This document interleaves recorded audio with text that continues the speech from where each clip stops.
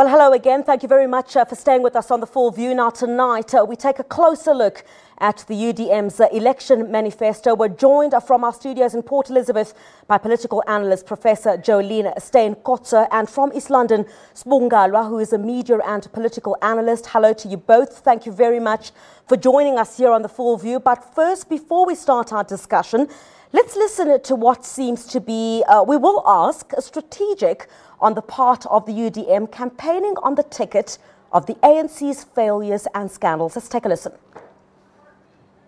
This election is about trust. We have a president who pleads with you to trust him, and this despite his party. Why?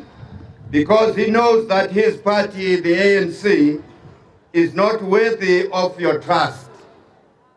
We all know that damage it has done, be it to our economy, our safety, our education and health system, and so the list goes on. How can it be trusted when it stood meekly? How can it be trusted when it stood meekly by as Jacob Zuma and his cronies looted the state and stole your hard-earned taxes and deprived you of economic opportunities? So a lot of emphasis there from the UDM leader, Bantu Holomisa, on whether the ANC can be trusted going forward. Joining us, as I said, from our Port Elizabeth studios is Professor Joleen Steyn-Kotze, who is a political analyst, and Sbu Ngalwa, who is a media and a political analyst. To you both, thank you very much for joining us this evening.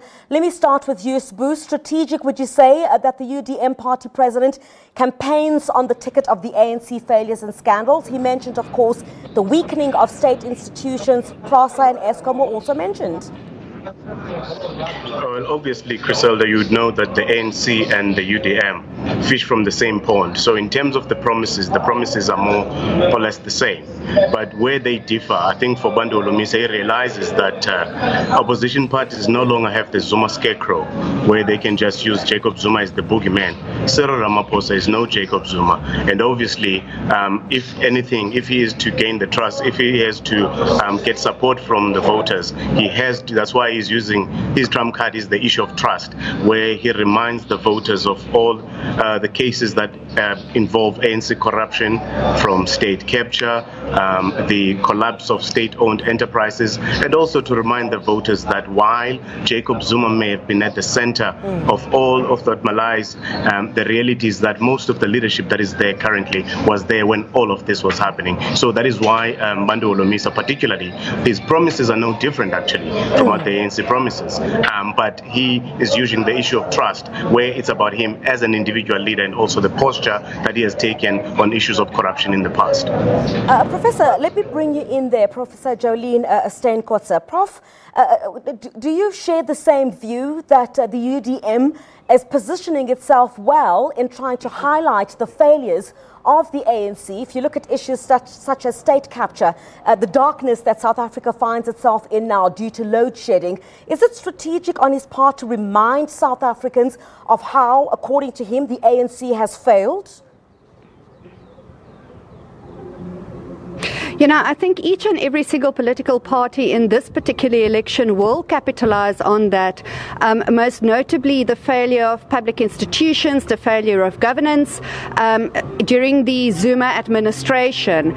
But I think, you know, again, coming back to issues of trust and corruption and getting a functioning public service, Bantu Holomisa actually faces the exact same challenge that Cyril Ramaphosa does, and that would be dealing also with some of the allegations of corruption and maladministration that seems to have followed the executive mayor Bobani in Nelson Mandela Bay, which, if you think about it, similarly, President Cyril Ramaphosa needs to deal with the exact same issues of accountability and getting to the almost bottom of the matter, so to speak, on corruption, on issues of corruption and maladministration. So for me, as much as both parties are fishing from the same pond, they could also potentially be facing very similar issues amongst their voter base. Prof, I want to stay on that point because the UDM has positioned itself as a party in the forefront of the fight against corruption. If we look back to 2014, you remember that the former IEC chair, Pansy Tlakula,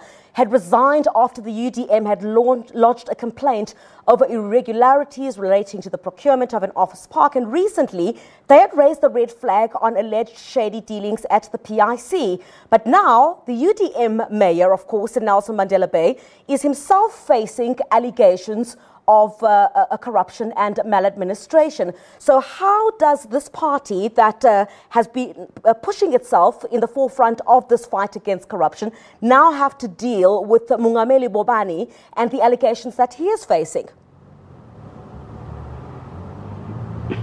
Well, I think one of the key issues would be to tackle it head on, to show that, you know, we are serious about dealing with issues of corruption. As I had said, similarly, like President Cyril Ramaphosa for the ANC also needs to do the same. If you are wanting to gain the trust of citizenry, you need to put your money where your mouth is, so to speak. And for me, that is where the UDM leadership kind of needs to let the processes run its course, needs the investigations to continue into the allegations of maladministration and corruption. And then, of course, once the outcome of the reports and investigations come, then deal with it appropriately, procedurally, and according to law. Sbu Ngalwa, let me bring you in there, joining us from East London via Skype. Now, in 2014, the UDM basically had replaced COPE in the Eastern Cape as the third largest party. And in 2016, we saw the EFF seem to overtake them. And I guess the key question would be, in this regard, of course, it remains to be seen if in this election, the EFF, for example, will officially remove them as the third biggest party in the province. What are your thoughts on that? Well, Griselda, the reality is that the UDM has been in constant decline since it was launched in 1999.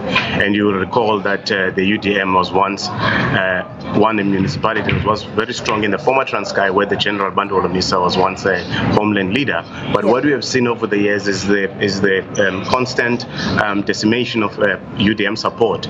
But also, I also do not think that it is a mistake, or it is by fluke or by chance that they decided to take this rally to Port Elizabeth, because you'll remember that in Port Elizabeth it is where actually Mungameli Bobani is the mayor, and it was also where the UDM actually won the contested Ward 30. I think it was in 2015, although the ANC went on to win that particular ward highly contested ward in 2016. So the reality is that all that the UDM depends on, because the only notable leader in the UDM, unfortunately, like the EFF, it is it's their leaders in General Bantu Olomisa. So it will how it performs in this election will solely be on how the General Bantu Olomisa positions the party, and also if he's able to convince the voters to trust him as he's asking them to do.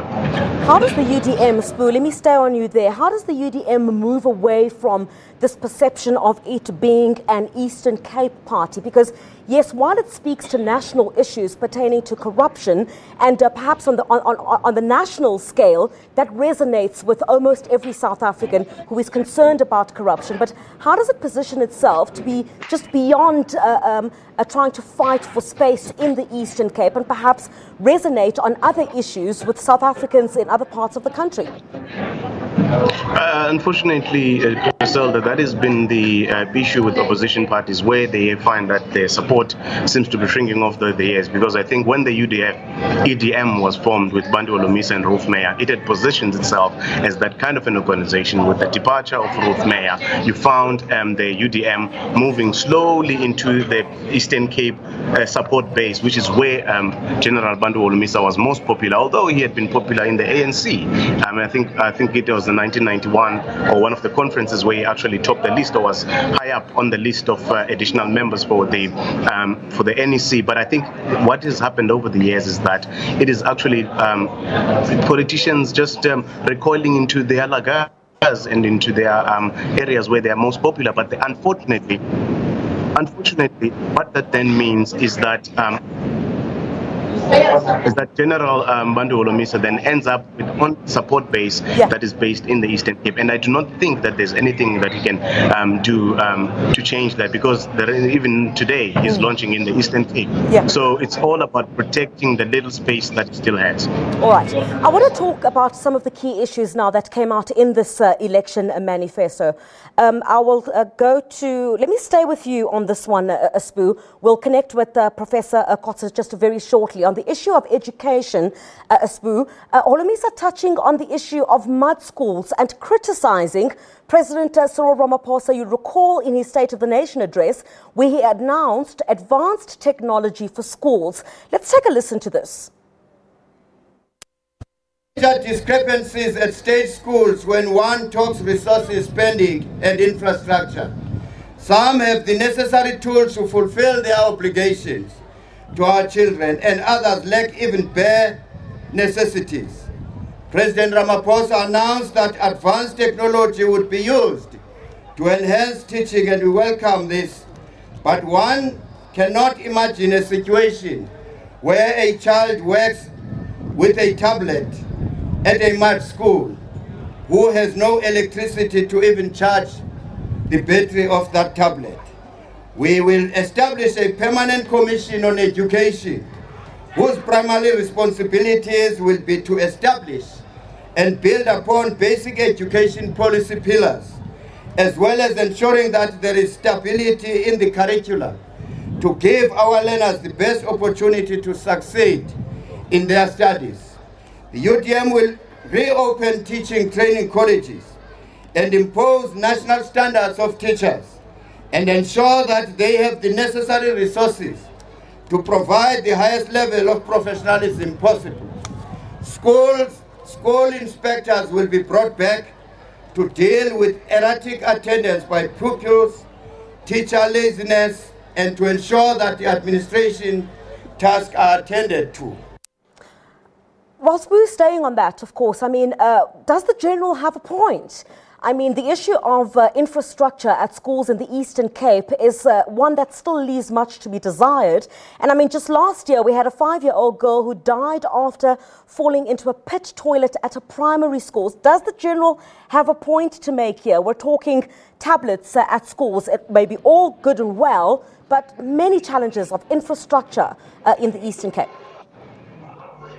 Well, Griselda, obviously you would know that the issue of education is a sore point, particularly in the Eastern Cape, because in terms of the backlog of service delivery, the Eastern Cape is still leading in terms of infrastructure backlog.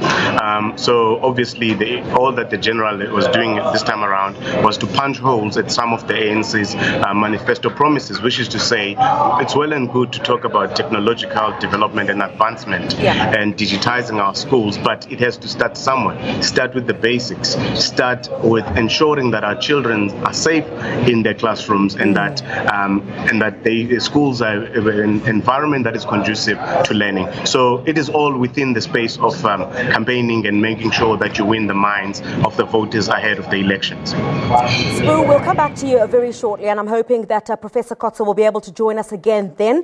We'll also talk about health after the break, coalitions and much more. Let's take a break here on The Full View. More news when we get back. We continue with that discussion.